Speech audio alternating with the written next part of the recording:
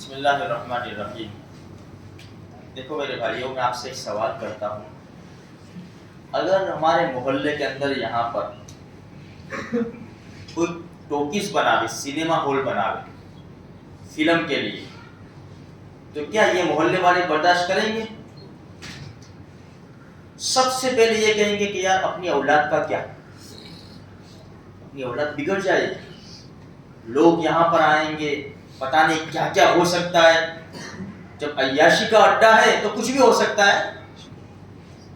تو سارے محلے والے فکر مند ہو جائیں گے کہ یار یہ کیا ہو رہا ہے، نہیں ہونا چاہیے، یہ کام نہیں ہو۔ حالانکہ دیکھنے والے سب فلم، بہت بڑا طبقہ فلم دیکھنے والا ہے، لیکن اپنے محلے میں اگر یہ ہو تو برداشت نہیں کریں گے۔ کیوں؟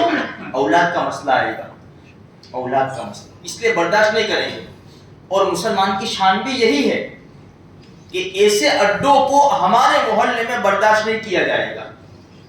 خصوصاً اولیاء کرام کے مزارات ہیں یہاں پر، تو چپے چپے پر قبر ہے نا اولیاء کرام کی، اور ایسے علاقے میں سینما ہال بنے، یہ برداشت نہیں ہوگا میرے بھائیوں۔ ہمیں معلوم ہونا چاہیے، بڑی دردناک غمناک خبریں آ رہی ہے کہ مدینہ منورہ کے اندر 10 سینما ہال بننے جا رہے ہیں، ایسی خبریں آ رہی ہے۔ اللہ کرے غلط ہو، لیکن خبر ہے خبر۔ کون سا مدینہ، کون سا مدینہ جہاں میرے اور آپ کے نبی آرام فرمائے، وہ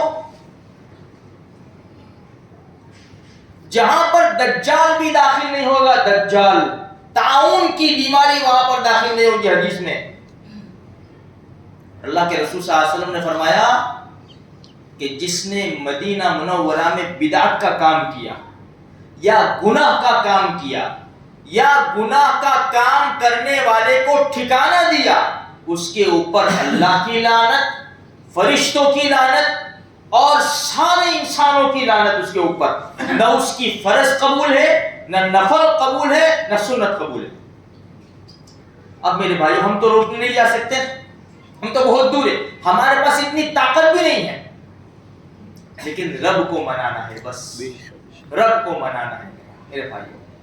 ہماری ذمہ داری بنتی ہے، اگر ہمارے محلے میں یہ کام ہو ہم فکر مند ہو جائیں گے۔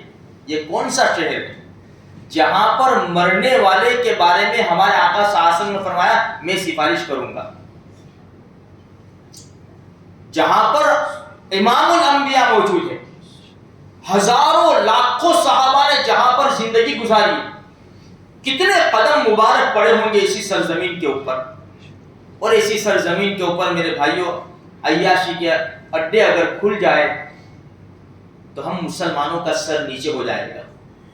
اور اگر ہم نے کوئی فکر نہیں کی، دعا بھی نہیں کی، ہم نے کوئی صدقہ بھی نہیں کیا، روئے بھی نہیں، تو پھر ہمیں بھی اللہ کے رسول سے ملنا ہے نا۔ بہت بڑی فکر کی بات ہے، ہماری ذمہ داری بنتی ہے۔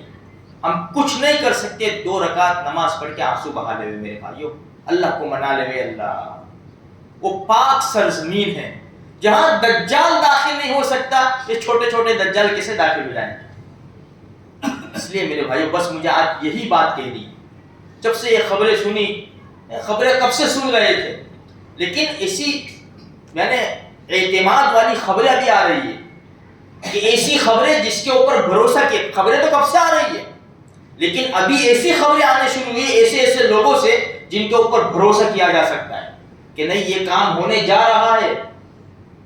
اس لیے پوری امت کی ذمہ داری ہے کہ اس کام کو روکے۔ مدینہ منورہ کی سرزمین کے اوپر یہ کام نہیں ہونا چاہیے۔ ہم کچھ نہیں کر سکتے میرے بھائیوں، ہماری ذمہ داری بنتی ہے ہمارے رب کو مناوے، ہم کچھ نہیں تو ہم دعا، بھلے جیسا بھی ہو فیصلہ، جیسا بھی ہو اللہ کی طرف سے، لیکن ہم تو شامل ہو جائیں گے نا دعاؤں میں، کہ قیامت کے میدان میں اگر کہا جائے بھائی کون کون تھا کہ جو خلاف تھا، ہے کہ یہاں اڈے بنے، تم نے کیا کیا تھا؟ اللہ کوئی طاقت نہیں تھی، لیکن تجھ سے دعا تو کی تھی نا ہم نے۔ اس لیے میرے بھائیوں ضرور فکر کرے، اپنے دوست احباب کو بھی، اپنے گھر والوں کو، اپنے چھوٹے بچوں سے کہو دیکھو بیٹا ایسا اپنے نبی کے شہر میں ایسا ہونے جا رہا ہے، دعا کرو، رو رو کے دعا کرو، ورنہ پھر ہم اپنے نبی کو کیا منہ دکھائیں گے؟ معصوم بچوں سے دعا کرواؤ مصلی کے اوپر بٹھا کے, چلو بیٹا وضو کر لو, دعا کرو, دعا کہ اللہ پاک یہ کاموں کو نیست و نابود کر دے دے, اور اللہ پاک سارے مسلمانوں کو دین کی صحیح سمجھ عطا فرمائے, اور نبی کی محبت ہمارے دلوں کے اندر کوٹ کوٹ کر بھر دے. جب نبی کی محبت آ جائے گی میرے بھائیوں پوری, تو کہاں ایسا کام کر سکتا ہے کوئی. اللہ مجھے آپ کو سارے مسلمانوں کو صحیح سمجھ عطا فرمائے. آمین.